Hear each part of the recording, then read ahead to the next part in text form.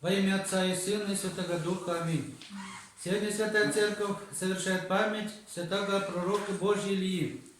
Немного найдется таких святых, в чьей жизни так тесно переплелись бы судьбы Ветхого и Нового Заветов, как у пророка Ильи, родившийся за 9 веков до пришествия в мир Христа Спасителя. Пророк Илья видел славу Его, преображение на горе Фаор.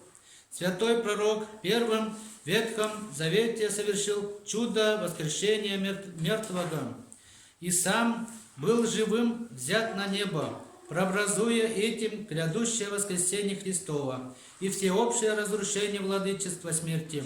Его горячий призыв к покаянию и грозные обличения были обращены к современникам его, соотечественникам, погрязшим и нечестием и идолопоклонствием.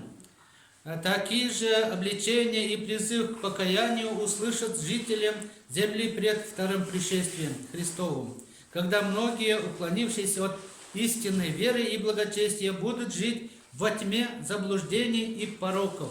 Как в Ветхом Завете, так и в Новозаветной Церкви святой пророк Илья почитается за свою несокрушимую строгость девственной жизни, огненную ревность о славе Божьей. Его часто сравнивают с величайшим из рожденных женами, предтечей и крестителем Господним Иоанном, о котором сказано, что он пришел в духе, в силе Илии.